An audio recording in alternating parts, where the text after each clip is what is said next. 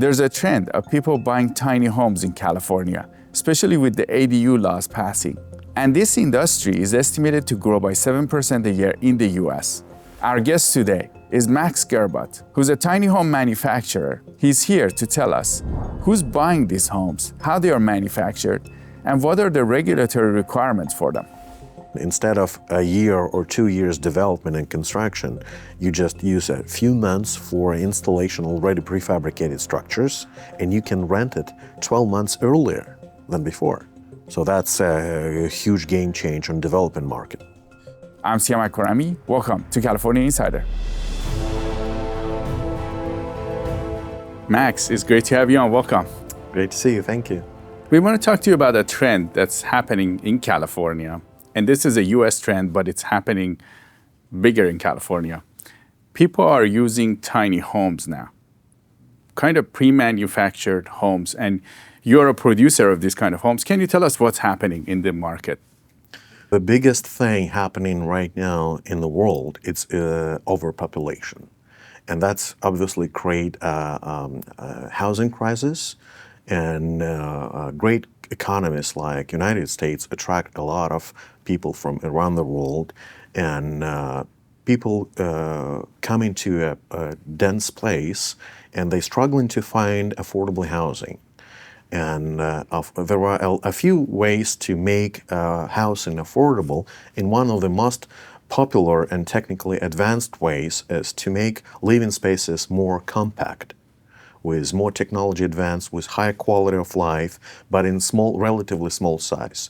With this algorithm, it is possible to use tiny spaces to host more people in the same territory, in suburbs and big areas like Los Angeles, San Francisco, San Diego. So that's a trend which happening everywhere in the world. But here in California, because the economy grows faster than in other places, that housing problem is more significant. And is a desirable place. People want to come here. How big are these homes? There is no specific dimensions or definition of tiny home, but it used to call structures somewhere between 400 to 800 square feet up to 1,000 square feet as a tiny homes. There are a few different certifications on different agencies, government agencies who try to regulate this.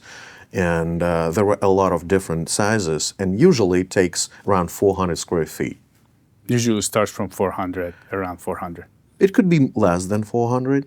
For example, the minimum, the ADU, which is accessory dwelling unit, the ADU standard starts from 150 square feet up to 1,200. So that's one of their possible use cases for use a tiny home as a secondary structure on the property, as a secondary home with a secondary address. The state has legalized ADUs, and it's easy to get the permits, right? Are people buying them as an ADU? Yeah, I would say California government made a very smart move in legalizing ADUs and small forms of housing. And now in some jurisdictions, 2 ADUs allowed in one property. So that's secondary structures on the existing properties. That's the way how people can dense the living space and add a living room or accessory dwelling unit on existing properties. But also, this is only one of cases for tiny homes.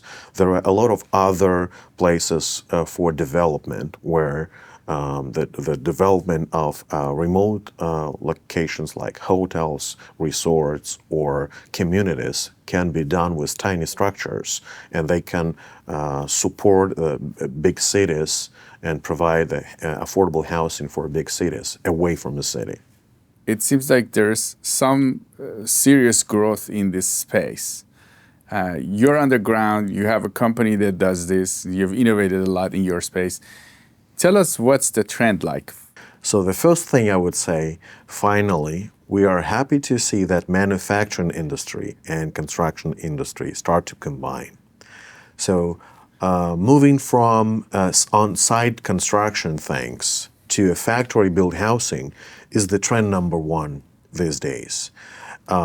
Products on factory could be way more engineered and built with a higher quality of materials, technologies used for this, and reduced labor cost, reduced overhead cost. So on the bottom line, customers and people who live in homes will be more satisfied. They have more for the same money. And this is the trend. Everything going to be more efficient, more cost efficient, faster, and more energy efficient, cost less. So this is the trend which will never change, I believe. However, if you question about the tiny structures, the compact living, that's also a trend coming from countries and economies with a higher energy cost, with higher population in the city, and higher economy in general.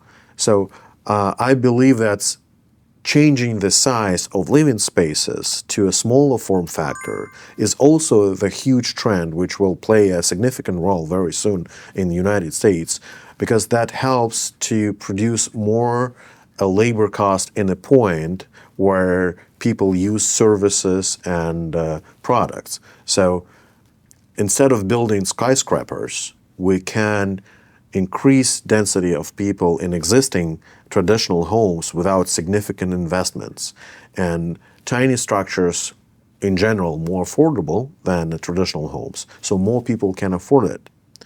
So it's the same thing. Make things smaller, make things cheaper, make things more affordable. And is there demand on this in California? Have you seen a demand? Obviously, you brought your company here, but is there demand here? I see a huge demand, and it's growing. I would say it's growing faster than we expected. There is a lot of ways to use tiny structures, like ADU, secondary structures on existing properties, like a tool for making a small business for short-term rental things like Airbnb or hotels, resorts. There is a way to develop communities faster than usually. So these fabricated homes change so many things and touch so many points in existing industry that I see new solutions and new ideas every day. I saw a few companies who communicated with us asking for small pods, portable homes, which can be used in medical projects like remote and portable diagnosis centers. Have you seen traditional construction companies use this kind of homes? Or do you think this is a complete separate space where there's manufacturers of tiny homes and then the traditional construction companies are just building traditional homes? Traditional constructions companies, they have a massive shares of the market, and they use very conservative technologies to build homes in a traditional way, and it looks like they are very much happy with the market they have, and they don't seem this is a huge opportunity.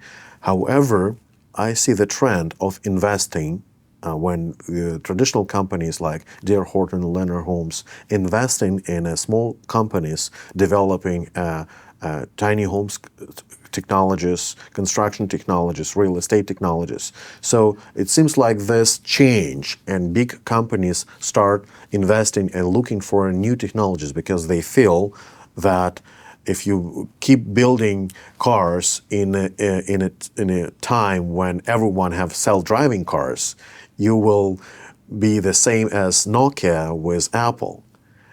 No matter how big you are, you will disappear like Nokia did. So technology is the same, which change everything we see now. It's already changed the way we communicate, the way we use our free time, drive, fly somewhere. And the last thing not changed yet is the most conservative industry, housing world. So that will definitely change soon with technologies. Are these homes built in a factory, in a sense, to put together in a factory and then delivered on a truck, or can they be built on site? The manufacturing home trends is actually a home built on factory. That's a faster and more efficient way to build any product. And there are a few different standards in industry. Fully fabricated homes, they can be fully fabricated in factory and delivered to a property, including all furniture, all decorations, everything, like a car. You just open the door and you can get a Everything is there. shower in 10 minutes after delivery. So we have one of products which advertised as installed in 60 minutes or free, and this is the only product on market you can get a shower in 10 minutes after delivery, because even towels are included. That's a great way to help people to not think about construction in different levels, like build a structure, then find the furniture, then find engineering systems, dealing with multiple contractors, dealing with multiple government institutions and departments, regulations, permits, approvals. The trend on the construction industry is reducing all those interactions and making things faster with less frictions. Like Uber changed the taxi. No friction at all. You jump in a car, you jump out, nobody cares. Payments are remote, everything is remote. The housing industry changed with technology, right, exactly like I just mentioned. Very soon, we will see houses built in hours. And maybe in 20, 30 years, 3D printing will be more affordable and more efficient. And at that time, the construction would be a no-brainer at all. Everyone would be able to afford build a house. The land and property would be an issue, but the structure itself will not cost any more, especially when humanity will start using the most affordable materials on Earth, like basalt. For those of us wondering, like people that are watching this, and we see places where there's land available, what's a realistic way for somebody to put a home there? So you guys and people in your industry, you have created these products that are available that people can get. What does it take for somebody to get one of these? The way we try to shift the existing situation on the construction industry is we're trying to find the way how every person can buy a home faster than usual. Obviously, there are a lot of traditional ways like design, approval, getting permits, finding contractor, finding the manufacturing company who will build the unit and deliver, install, make all the plumbing, hookups, decoration, whatever else. A lot of traditional way to do this. A lot of offers on the market. But we think this could be changed in a way like a product, all-in-one product like a car. So this is why we invested a lot of effort and time designing the fastest housing solution in the world. What my team doing in developing is the fastest housing solution in the world. The house which can be delivered, permitted, installed, connected to utilities in 1 hour. This is the goal, one of the goals we're developing and we're investing. And we use all technologies existing and developed and with all scientific background in my team just to target this specific goal, to make the housing as affordable and as fast as literally possible. This is one of the way to change the traditional way of people think about building a house or buying a house. The other thing, the huge thing we see which can change and make a revolution in industry is using undeveloped land. We see a lot of land available for construction but have no infrastructure. Infrastructure actually makes any property... Like the water, sewage. Water, sewer, and power. The biggest problem is power, because water can be actually drilled. You can drill the ground and find the well almost anywhere in the world. The biggest problem is power. If you don't have a power, you don't have a propane for heating in cold places, you have to use some portable things or firewood or other expensive resources, generators, whatever, which is not convenient or expensive. But if we can make any land with available infrastructure, That's changed a lot of, that changed the real estate market dramatically. Imagine you don't need infrastructure and you can install fully self-sustainable and autonomous house anywhere with no infrastructure, with no site preparation. So you can switch inexpensive, no infrastructure land in a livable place in 1 hour with a product. So this is the target number 2 we use, and we try to invest all our effort and knowledge to make fully self-sustainable homes which can be installed anywhere in the world with no infrastructure and site preparation. That makes a huge shift in the real estate market because, as we discussed earlier, the biggest issue is not a construction price. The biggest issue is a land price. And if we can use affordable land for self-sustainable housing, that creates a completely different affordable product for everyone. So the permitting is really the biggest challenge at this stage? No, I wouldn't say the permitting is a challenge, no. Is the availability of the land? Availability of the land, price of the land, and education. We spend a lot of efforts educating our customers that fully self-sustainable housing is possible. Nobody understands that you can use only solar energy in cold climate when it's raining. We try to educate people and give them examples how that works and actually let them think in a different way. I have a great experience seeing how people change their mindset, seeing at different beautiful places around the world, and they not only dreaming to live somewhere, now they know how they can do this. They have a tool, they have a product which can change any beautiful place in a house, in a home. So now some people, we talk about the construction and technologies, they just travel a lot and they see a beautiful place and they have no doubts it's a livable place soon with just a product like self-sustainable and autonomous home. So they just order one and then they just put it there and they buy so the land, they order one and they put it there. I don't know how to rephrase this, but that's a freedom. Imagine now you have no limits. Infrastructure and higher land cost doesn't limit people anymore. Now you can build any beautiful, inexpensive land and live there in fully self-sustainable autonomous home. That's a freedom delivered. You can deliver freedom anywhere. Some of you may be wondering, why are we talking about Shenyun on California Insider? It's a dance about China, but ancient China. I'm a big fan of Shenyun. I've been to it 14 times. Every year I go. The first time I went to Shenyun, it was so amazing. It was so uplifting. The colors, the energy, they put you into scenes of thousands of years ago. And you feel like how the ancient people lived. And you get to appreciate the history of humanity. There's a lot more to this show. It's going to be here in Southern California, and I want to make sure you guys go see it. You don't want to miss this show. You have to see it at least once. And make sure to tell us what you think afterwards.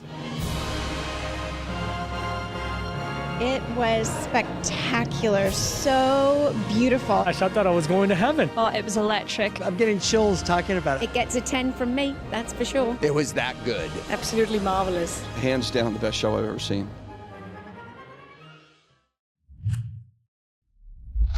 Is it hard to get permitting? Because we know California has a lot of regulations, and one of the reasons the housing costs are so high is because it's hard to get permits.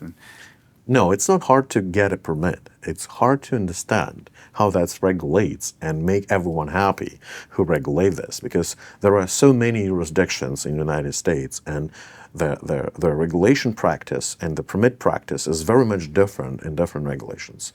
There are a lot of standards. There are no one national standard for tiny homes, unfortunately. And for those who try to build tiny homes, the first challenge is to understand and learn all existing definitions, regulations, and try to design the product which will be approved in different jurisdictions. So it's a really hard thing to make all regulations and agencies who regulate this happy about the standards you use in the construction. When you order these, like, can you just order them in California and just put in your backyard? And does it go through the ADU laws? And how do they work? That's a great question, and it's actually a question why we created this company. Because the honest answer to your question is it's terrible situation. It's terrible to, if you want to build a house or put an ADU in California, a few years ago it was a nightmare because all this construction issues, regulations, approvals, permits, multiple departments who you have to deal with, planning department, zoning department, fire department, whatever else. That creates a simple idea like putting a tiny structure on your backyard as a guest house, which looks and sounds very simple, a nightmare. So the reason why we created our company is to change this. So another great example of regulations and very complicated processes is automobile world. All cars are also very highly regulated, but when you buy a car, you can drive anywhere without thinking which state you're driving. So we wanted to make this experience, like driving a car, buying a car, simple experience, to use this experience for homes. And the reason why we invested so much in design and code compliance, regulation compliance, to change and to find the product which will perfectly fit any jurisdiction in the United States. How long does it take for these homes to get installed? Does the state have any rules or regulations, or does it apply to them the same regulation as normal housing? Yeah, most likely in most jurisdictions, installation regulations and hookups and all infrastructure things are highly regulated, and it usually takes weeks, months, sometimes years just to approve plumbing or electricity, especially if we're talking about developing something new, I mean, new habitat, new structure, new house, which requires more power than, for example, an existing neighborhood. And that creates a lot of stress and a lot of frictions with the city. And what we decided to change, okay, let's make those homes as energy efficient as possible, to not change the power structure and to remove this pain to getting power permit, plumbing permit, water permit. Can you do that in a land that's just like Exactly. just a land that's not built? I believe we are the only company who can install our homes anywhere in the world less than an hour. Part of this solution is completely self-sustainable structures. Structures which can survive only with solar energy in any climate conditions, any weather conditions, and can generate own water from air humidity and manage the sewer system. So those homes, fully self-sustainable, they do not require foundation, no hookups. Imagine you can drop this structure anywhere in this planet with any view from your window in minutes, because you don't need any site preparation. Everything you need, just a road. And does the regulators allow you to do that here in California? Or do they come and say, we want to check where you're going to put it?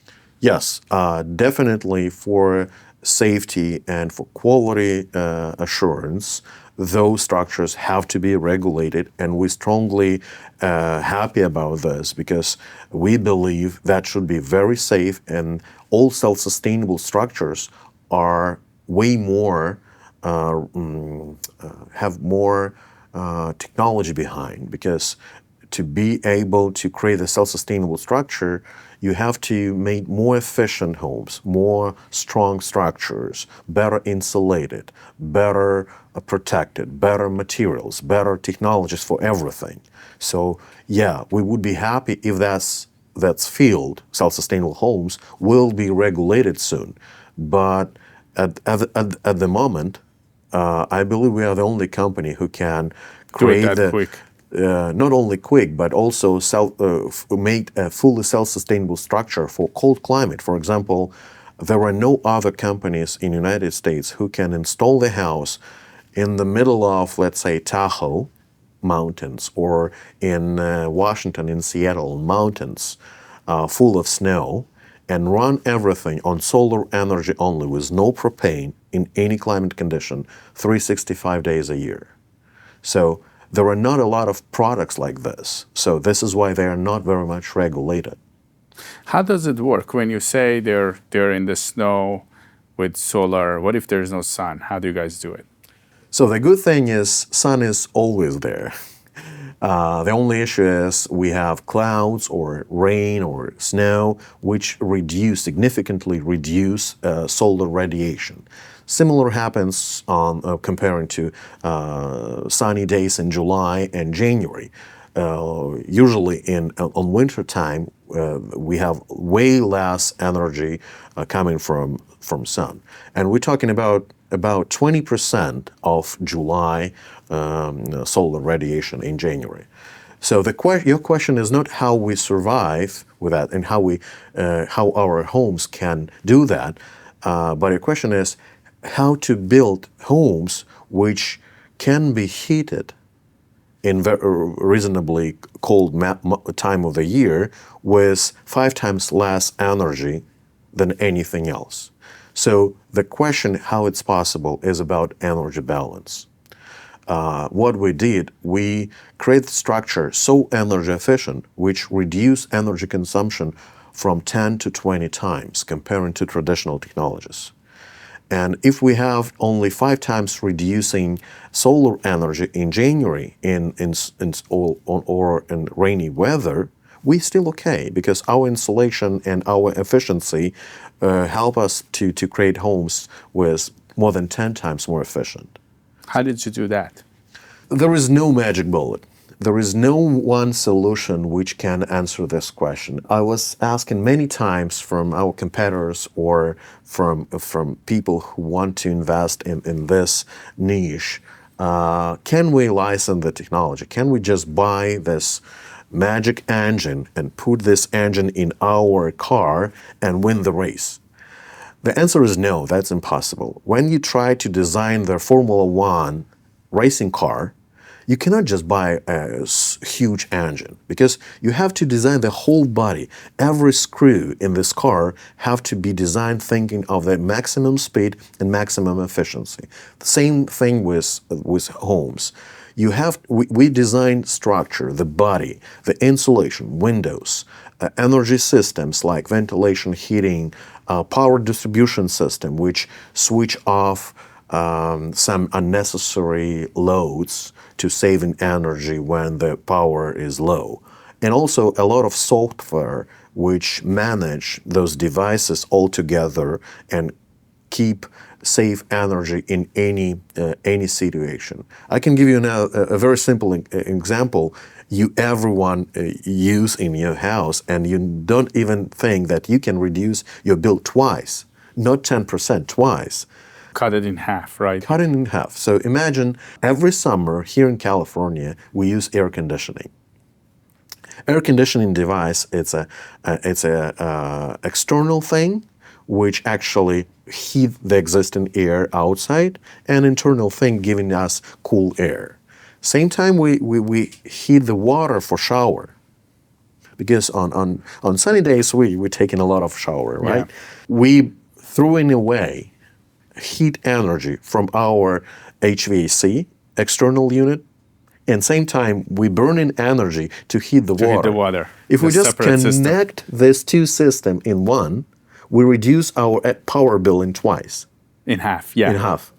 You studied how a home uses energy, and then you try to optimize all of the steps. So in early days of our company, we try to use machine learning, artificial intelligence, something to find those places where we can make smart things just using existing technologies to reduce energy consumption.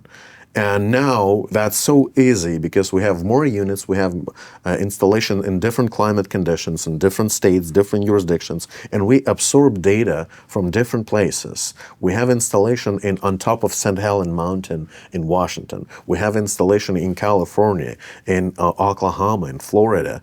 A few homes just survived a hurricane recently in Florida. And we absorb this data from different climate conditions and different points, and now with all existing AI models, we can work on this data and predict these things way faster and way efficient.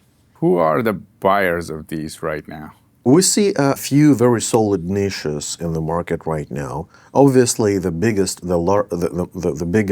niche, and a lot of customers just wanted to add living space to existing properties. So it's like a guest room you can add in one day as a solution.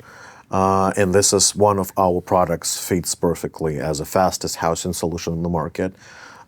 Some others use portable structures in tiny homes and prefabricated homes as an expansion of existing Airbnb business. So that's another way to invest and get a fast ROI from investment in short-term rental projects. A huge segment, and now it's booming, it's a development segment because developing communities and resorts, hotels now can be dramatically faster than any time before. So imagine you can build a hotel in weeks, not in years. Just put the rooms. Just put prefabricated structures, units combined in different combinations in hours, in days. So development now completely changed comparing to what happened in 10 years ago, because now money can start work immediately. Imagine, instead of a year or 2 years development and construction, you just use a few months for installation already prefabricated structures, and you can rent it 12 months earlier than before. So that's a huge game changer in development market. What's the difference between this and the manufactured homes? These are manufactured homes too, right? Yeah, this is all manufactured homes. That's different definitions on different regulatory standards. In California, there is a HCD department who call it factory-built housing. So everything, small homes, tiny homes, large single-family homes, or multifamily. Multifamily homes also can be built, assembled from prefabricated blocks. And that's another huge segment of the market, multifamily construction. And all this fabricated homes. You are one of the producers, but in general, do these things get produced in a factory? Can you walk us through the process of building these homes? There are two ways to build fabricated housing in the world. And most of our competitors use a traditional fabrication, just reducing overheads and labor cost, building everything in controlled environment, like in a factory. So that's the same construction process, but stick-built frame, panelizing walls, windows, pre-installing wires, plumbing, furniture sometimes. Absolutely similar to traditional construction. However, and we see this trend is growing right now, there is a different direction of fabricated housing, more like a car assembly process. So it's a process when all parts already prefabricated. So if you visit our factory in Los Angeles, you will see that we have no machinery at all. The most complex tool you will find in my factory is a screwdriver, because we have more than 250 manufacturing partners around the world in 15 different jurisdictions, in 9 different time zones. And we manufacture all these components completely prefabricated, pre-drilled, laser marked, painted, everything like a piece of the car. And it comes, all components delivered to one assembly factory like we have here. And then my team just assemble it like a car. So everything is super easy. And why this is different?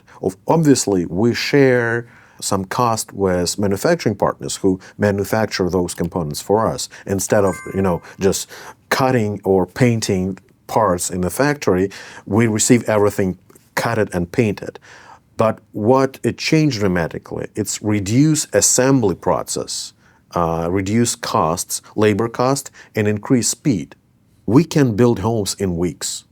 And we're not talking about structures. I'm talking about houses which has fully integrated systems like antibacterial air protection, water filtration, voice control. So imagine your house not just can switch off, switch on lights or regulate temperature.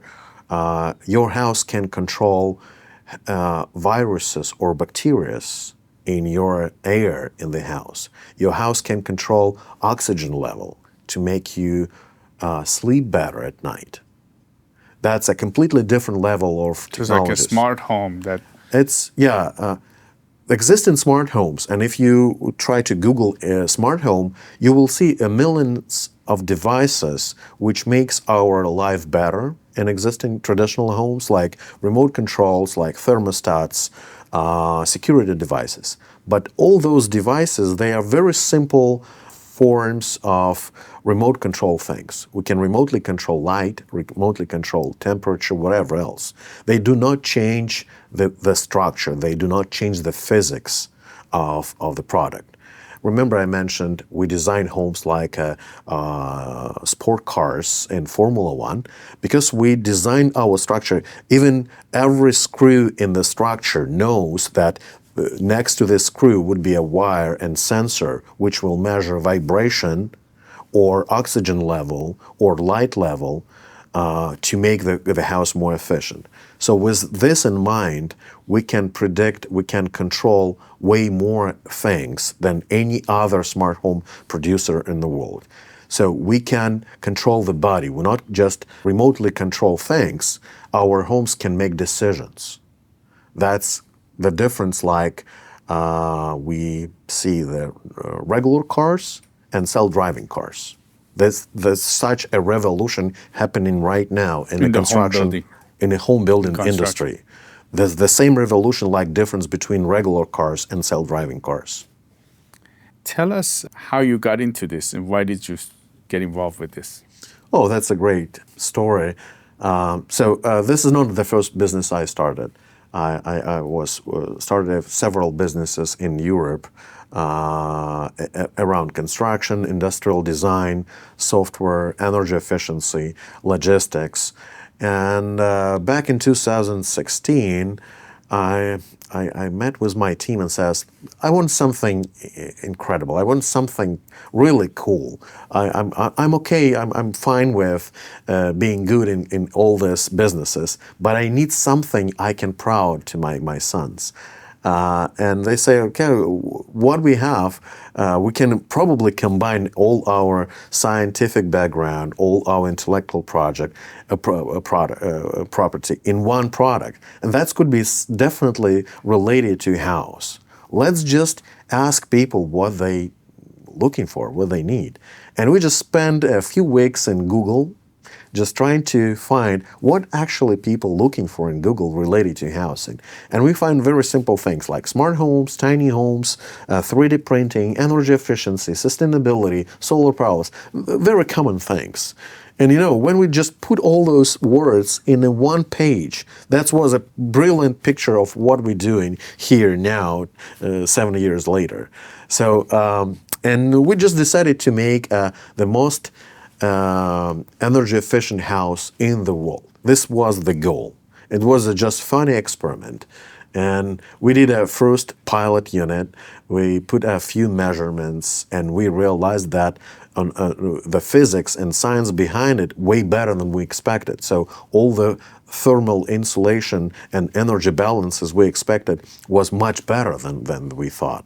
And we presented this concept in 2017, when Barack Obama signed the Paris Agreement in Europe.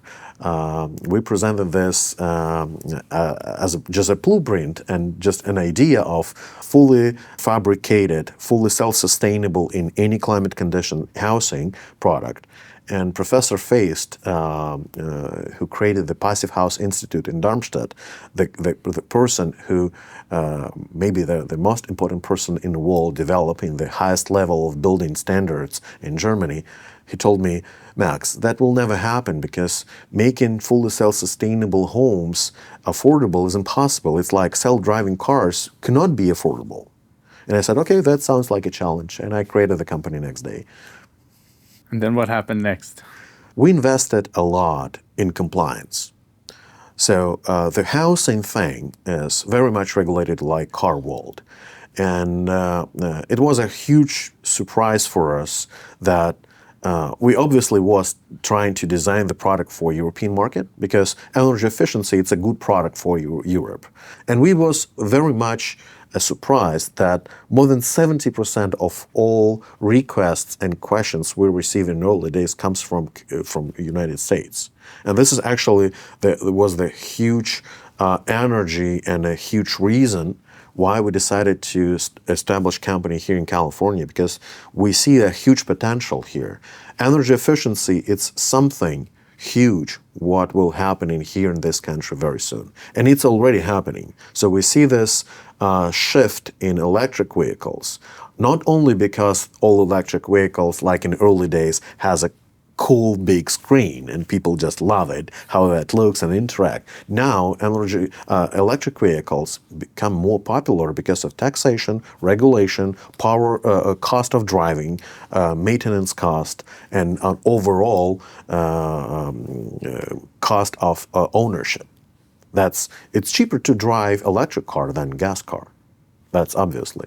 So, and we see this trend in housing. So we believe that energy cost will increase compared to Europe, like in Europe now. And it would be cost efficient to invest in efficiency and insulation and smart systems, which can, like I mentioned before, combining air conditioning unit with water heater to reduce energy consumption and to use these funds, free funds, for make housing more affordable for everyone, which obviously problem number one. Affordability is way bigger problem than anything else on the current economy. There is some estimates that this is an $18 billion industry already in the US, and it's about to grow 7% a year. Do you see that happening? You have the products. The market is growing faster because the immigrant situation, their density situation and overpopulation situation make things worse.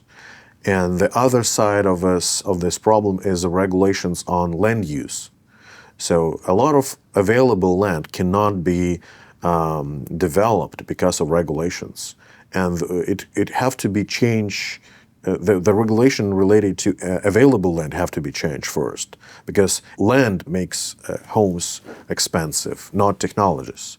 All technologies we see last 100 years make housing and construction more affordable every year, but the land become more expensive every year. So I feel sometimes like we're fighting with air. We're changing the labor cost in 10-20% and land increase in 20% next year. So that's a not easy fight, but governments should do something with regulations and let people use undeveloped land in a faster way to convert undeveloped land in So do you think the zoning, the zoning is the issue number one? Yeah, not a technology. Max Gerbut, founder and CEO of HouseMe, it was great to have you on California Insider. Thank you so much. Let us know what you think of tiny homes in California. Do you think they're a practical solution to the housing crisis we have here? Or do you think they won't be a fit for Californians? You can always email us at siamak@californiainsider.com or comment. We read all of your emails and comments. This is Siamak Karami with California Insider. We'll see you next time.